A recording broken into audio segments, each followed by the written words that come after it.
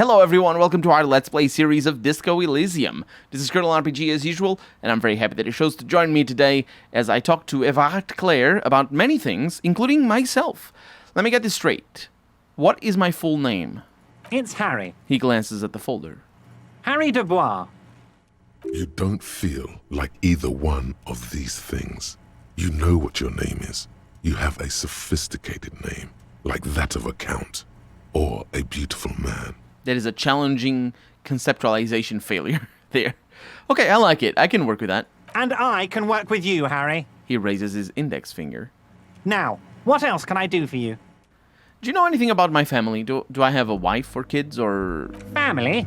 Harry, you're not a family man. There's not one peep of family in here. Unless you think you're a family man. Do you strike yourself as a family man, Harry?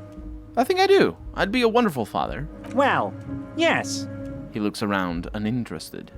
I'm sure you're going to make one little boy or a girl very happy and proud one day, Harry. What kind of a cop does it say I am? Harry, you're not simply a cop, you're a star. A bright shining star in the drab law enforcement sky, outshining all other stars. You're a superstar. That's what I like about you, Evhart. You get me. Of course I do, Harry. He smiles, a sly smile.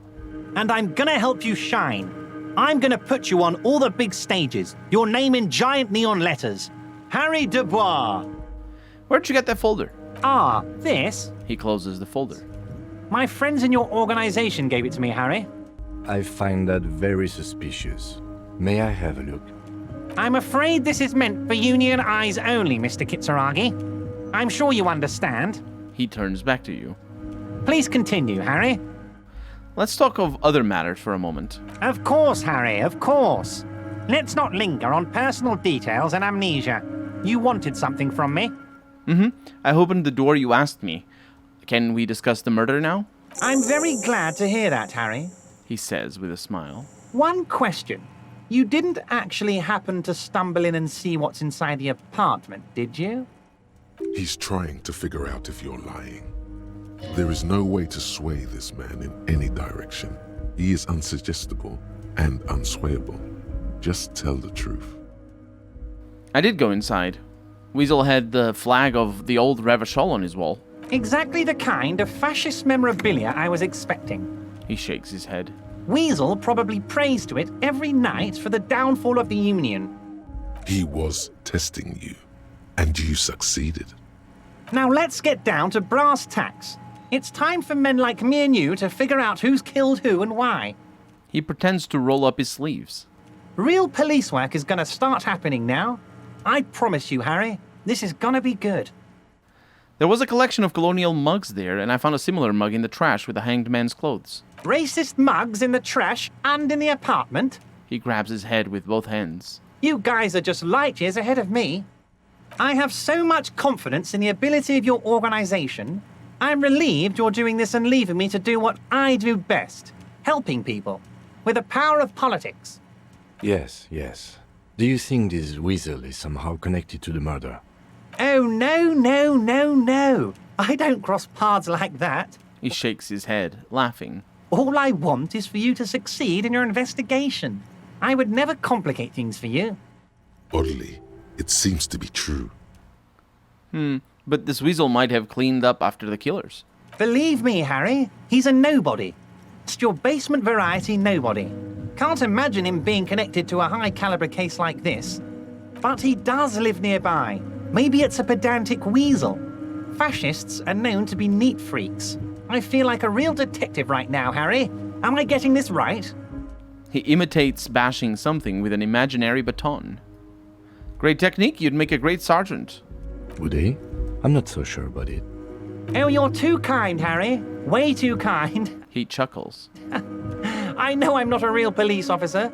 You are. I've heard about a connection between the lynching and the strike. I'd like to hear what you know about it. By now, I'm sure you've figured out who the dead man was working for. The bad guys. Wild Pines. Sent to scare us. Another violent measure of the top hats against us flatcaps. I'm listening. Harry, this strike is the culmination of many mistakes made by the Wild Pines group. They tried to shut the strike down by sending in armed mercenaries. You mean our victim? He nods gravely. A security contractor?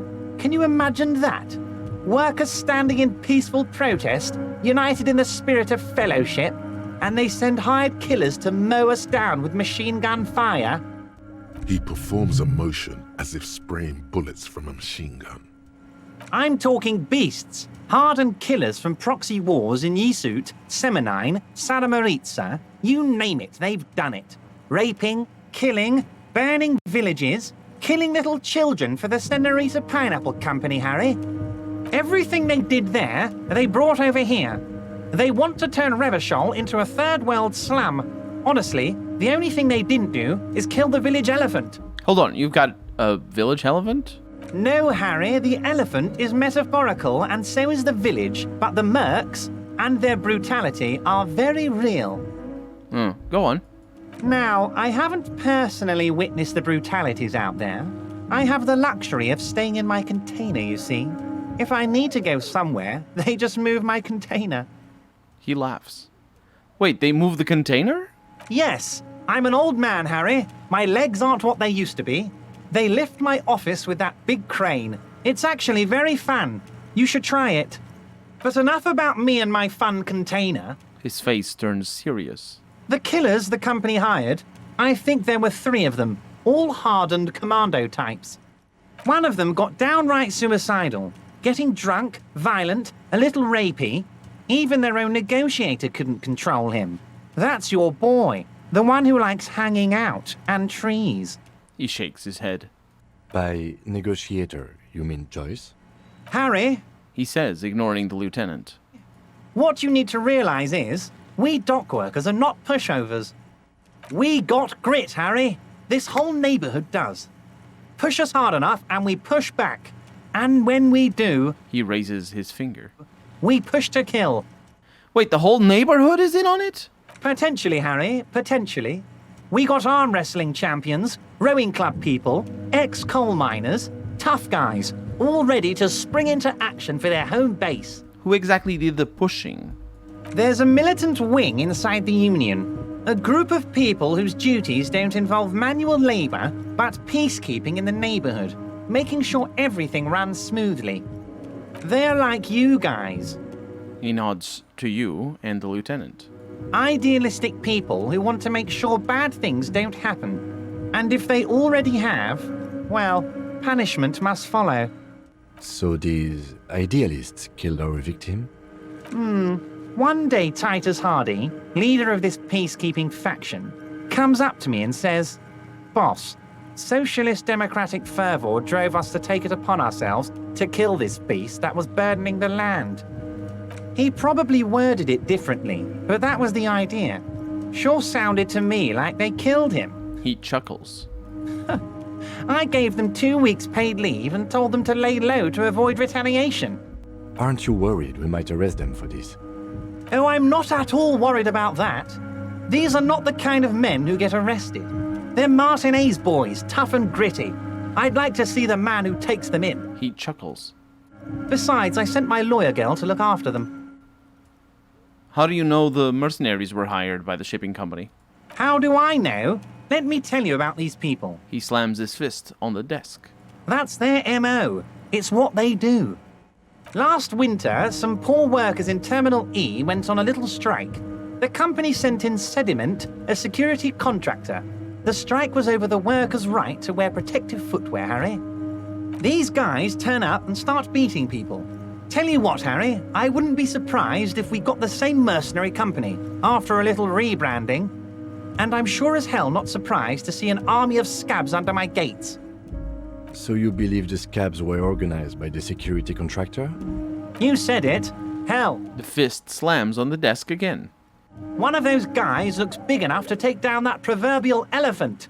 Boys like that don't just happen to show up during strikes. The name of the company is Krenel this time. It might have been Sediment before. Of course. You're always one step ahead of me, Harry. I'm no genius. I'm in this position because people like me. The remaining mercenaries are organizing a tribunal to take on the Hardys. Tribunal? He appears aghast. That sounds serious, Harry. We union men should be shitting ourselves. He rubs his chin and smiles suddenly. I wish you hadn't told me that. I'm gonna lose sleep over this. Let's change the subject. He's clearly happy about the tribunal. You don't seem too worried about it. Oh, Harry, what do I really think about the tribunal? You're trying to climb to second base with old Everard before you've even courted him properly. He wants you to do more things for him before. You mentioned a lawyer girl? Oh, Liz is a bright one. He grins broadly. I paid for that law degree myself, thinking it'll probably turn her all fancy. But hell, Harry, she came back a firebrand socialist. Sometimes she scares me with her zeal. Tell me about Titus Hardy and his crew. Oh, they are simply fine young men, all 7 of them. Exemplary union members, always working to advance their position in the local socialist democratic movement. Core members. All 7 of them. Why did he mention that? He does say fine young men. And there are 5 men, but sorry, 7 5 fine young men. But there's a fine young woman as well. Old Theo used to run them, but things really kicked into gear when Titus took the reins and named the group after himself. He starts laughing. Gotta love his initiative. Interesting. Who's second in command? They're almost all of them great guys, born leaders. Whatever happened, I'm sure they only had the best interests of Martinez and Revachol in mind. Work with them. Hell, interview them. But don't fight them. They really are just like you. Men who like beer, women, and some order on the streets. Everhard, I met those Hardys. Can you ask them to cooperate with me? But of course, it's the least I can do for my good friend Harry. I'll do it right after we've concluded this talk. You can now go and tell Titus about this. See what he has to say. Also, Harry, He holds out a banknote. here's 5 real. I'm gonna take it. The lieutenant watches you pocket the banknote. He looks a little puzzled. Good boy, a real team player. He rubs his hands together. Now, do you have any more questions? No, a good talk. Let's conclude for now. Was it a good talk? He leans back, suddenly worried. I'm not sure we made much headway here. I was hoping we'd bust the case wide open. Heck, I even wanted to tell you what I really want to achieve with the strike. I don't know what happened, Harry. I wanted you to feel like Mr. Martinez. And of course, I also wanted you to find your gun. Great sadness comes over him. But it's like I can't completely trust you. Yet. Yet? Yes, Harry. It's like I can't fully trust you if you're not a man of the left. He says, slowly shaking his head. I want to, but I just can't. A man of the left, so you have to be a social democrat. He's been hurt too much in the past by men who aren't social democrats. That was our rhetoric and our empathy both having a take on that. And here we have our moralist option. This is another corrupt scheme, isn't it? I'm neither left nor right. I do what my heart tells me to do. What does your heart tell you about your lost gun, Harry? Does it tell you to forget about it? Or do you think it wants to be found? He picks something from his teeth. I think it's lonely and cold. I think it wants to be found, and I have a proposal for you. And what would this entail? Once again, I require nothing unethical or illegal of you. You just need to get 2 little signatures on this piece of paper, He pulls out an envelope. and then mail it to my accountant in La Delta. Kim, what do you think of this? It depends. I don't think what we just got from Mr. Clare was very useful. He studies the Wacht. As I said, it weighs on me heavily. He bows his head in shame and then looks up and smiles. But once we get really talking, well, I'm going to hand you the keys to Martinez, and maybe even help you figure out who's behind this killing. What are the signatures for? I'm glad you asked, Harry. The Union is going to build a modern youth center in Martinez. He grins broadly. It will be righteous. We're going to get those teenagers off drugs and on roller skates. There's a nameless little street on the coast with some old houses around it. Most people have already signed. I just need 2 more signatures to get this mission off the ground, Harry. Where's this place exactly? On the coast, Harry, across the canal. There's a cul-de-sac there, a little village they're calling it. A gloomy place. You'll find it. I trust your detective skills, Harry. Water drips from the eaves. A woman looks at her freshly tarred skiff. There's a pair of cavalry boots under the fish in the box, and the wind howls like a vicious spirit. You're already pretty deep into this. What's a little more? No one can see you here in Martinez. What will happen to the current occupants? They are just going to have to deal with the construction noise for 6 months, and then they'll be living like kings. Right next to a fancy new youth centre, designed by the best architects from Stella Marie. Fine. If I happen to be there, I can ask them. You bring joy to my heart, Harry. Such a pleasure to be working with you. Here, He hands you an open white envelope. you need to get signatures from Isabel Sadie and Lillian Carter. The cul-de-sac is right past the pawn shop and across the canal. I hear there is some trouble with the water lock, but they should fix it by Wednesday morning. Once you have the signatures, mail this to 13022 La Rocca in La Delta. Then we can talk about your gun. He runs his fingers through his thin hair. Can we go over a few details concerning the murder again? Most certainly, Harry. The big man nods merrily. Nothing brightens my day like brainstorming these things with you. Yeah, but there's nothing here. By all means, Harry. What's on your mind? I'm going to leave now. We'll talk again later. See you soon, Debardeur. The big man raises his hand in farewell. Just kidding, but not too much. But not too much. Okay, so we have the second quest for him.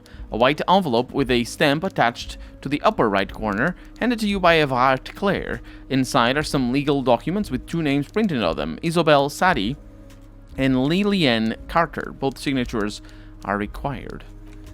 I can interact with them? You take the legal documents out of the envelope. A 12 to 40 month construction period and the zoning plan in the addendum. Not 6 months.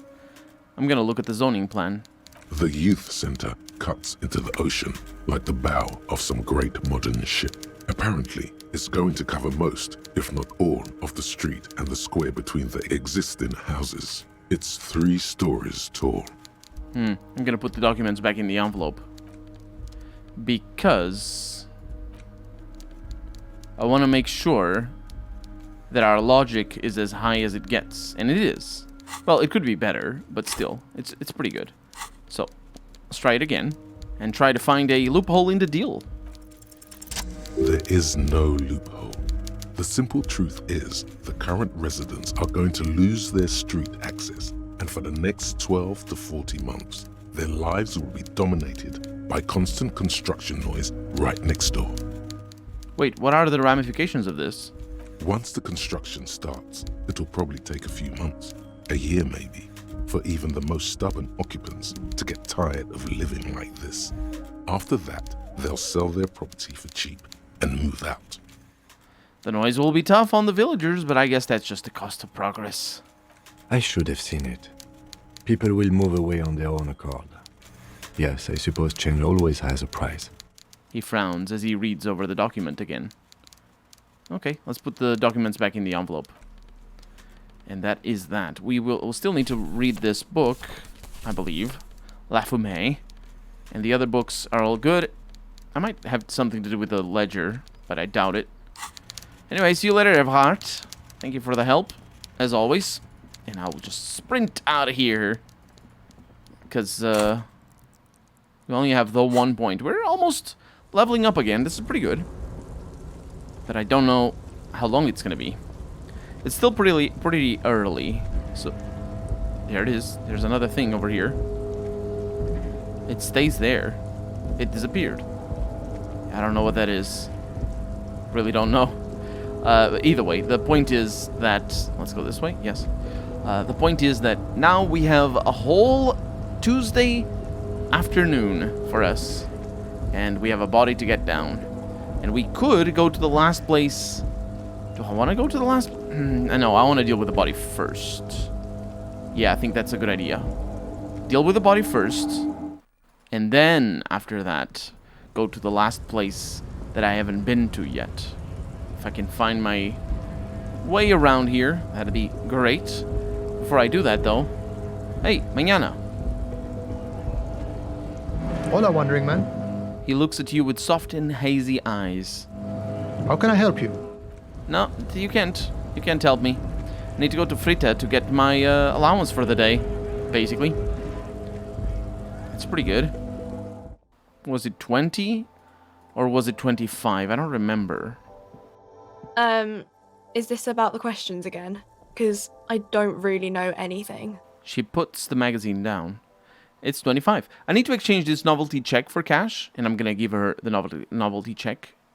Wow. I didn't know you worked for the union, sir. She rolls up the giant novelty check, looks like she's seen it before, and slips it under the counter. Anything else I can do for you? Blow the whole thing on speed and gin right now. Speed and gin. Great combo. Ask some local dealers, maybe. Yeah, if I found them. You said I wouldn't want to fuck with Frita? Why? Because Frit has an army. She blinks at you, confused as to why you'd ask such an obvious thing. But why would Frita need an army? It's just a corner shop. I don't know. She shrugs. It stops people from robbing Frit, I guess. If they know there's an army, I mean, I wouldn't want to fuck with them anyway. Businesses often hire private security this side of the river. It's an unfortunate state of affairs, but not unheard of. But that's what cops are for. You think the police, bother catching shoplifters? She rolls her eyes. Frit polices themselves, so... yeah. Anything else you wanted? You better behave yourself in this fritte, or who knows what will happen. Frita. He almost rolls that R. You're not supposed to roll that. He doesn't, though. He's like a perfectly tapped R. I don't actually know how to do that. A frite. It's like my tapped R is way too soft in comparison to that. That might be Germanic. I do wonder what nationality the yeah, I'm not gonna go in there right now. What nationality the narrator has. Ooh, I might go in there. Talk to the Hardy boys. Yeah, that makes more sense. Hello? Hi. It's you again. He acknowledges you, gruffly. What is it? Me and Evrard talked. He promised you'd cooperate. Oh, so you went and talked to my mommy. And now she's making me play with you. He spits. Is that it, lawman? And what's gonna happen if we don't? The little guy leans forward. You gonna go and tell on us? I would never tell on someone, I would, though. Kim says, as casually as if he were commenting on the weather. Typical Beano Claude. Always a tattletale. He shakes his head resentfully and continues. Evrard sent word you two would be around again. That's the only reason I'm being so forthcoming with you. Don't wear it out. I want to talk about the hanging again. Again. Yeah, but there's no questions here. About fucking time. There's only this authority one for 28. That's pretty good. How many times have we tried this?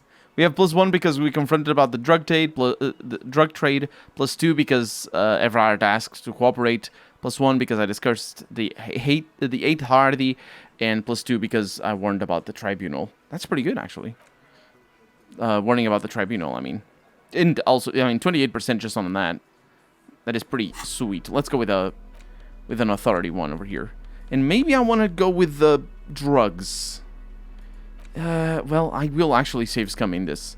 Because, let's see, authority right now is at -1 because we have the binocular glasses. Is that what they're called? No. Why did I see that word somewhere? I don't know. Anyway, authority, that's esprit de corps. Do I not have... Well, at least I don't have a negative, so that's nice. But I don't think I have any pluses to authority. Okay, that's something. That's something. So here's the plan. Save the game. It's you again. Establish my authority. You have so many bad options ruled out. It's insane. Fail. That's fine. And now I take drugs. You know, as you do. Where's my drugs? There they are. Unless authority smokes. It's drugs either way. Authority isn't smokes. Ooh, I'm gonna be able to check, yeah. Authority isn't smokes. I'm gonna be able to check the mural. Freaking hell. The game really doesn't want me to take drugs. There it is. Whoa. In your hand, Pyrrolidon, the double rainbow of synthetic hallucinogens, rare and gritty, a product of the age of atomic power. Hallucinogens. Look at the little buck of liquid. What a funny little cap. Don't let the scary medical warnings throw you off. It's an inadequate antidote to radiation poisoning, but a potent antidote to boredom. Open the cap. The container is warm to the touch. Or is that just the anticipation? You screw the lid open and look.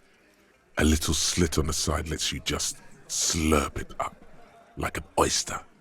Come on, slurp it. Wait, won't Kim see me slurp it? What is he? Your mother? Is Kim your au pair? Slurp it. Slurp the morsel of danger joy. Au pair, that is babysitter or something. I'm gonna slurp it aggressively. You suck a manly dose of the extremely chemical-smelling liquid into your mouth. There, it seeps into your tongue. When you swallow, it's already almost all gone. So that takes away my health, but it increases my psyche. Tastes like a kiss. It tastes like many things, all melting into one conflagration in the back of your throat. As you look around, the world slowly exists, as it did before. Only now, gentle flames lick at its edges, as though it were a photo burning. Really? No, of course not really. It's just a metaphor. The effect of that otherworldly drop of liquid is slower, more subtle than that of real flames, yet just as warm. This warmth, it makes you want to share your discovery with Kim. Kim, I just did a drop of that anti-radiation drug. It's great. I'm happy for you. He answers. His glasses turn golden as the fire reflects off the lenses. You feel this man is your brother. Just don't mix it with anything, he thinks, looking you over. Thankfully, his sense of balance seems okay. Whatever, I'm not getting involved. Wow, Kim's badass. Or he's had a druggy partner. Whoa, that's probably it. He's seen it before. Look at all these guys go off like fireworks as information pours into you about the lieutenant's simple remark. I'm happy for you. This stuff is great. Will I be able to stand straight and walk? Why not? This government-developed substance seems very non-intrusive. You could even operate heavy machinery. Fire machinery. Please don't actually operate any fire machines. We'll see. This is going to be so useful in my line of work. Already you can tell you're going to be slurping a lot more Pyrrolidon. This stuff is going to give you insight into that little flickering light hidden in all human beings. Hopefully it will. But not right now, because we're out of time for the day. So for right now, I'm Colonel RPG, and this has been Disco Elysium. I really hope you've enjoyed it. And if you did, go ahead and leave a comment, like the video, but above all, thank you so much for watching, and I hope I'll see you next episode. Bye-bye.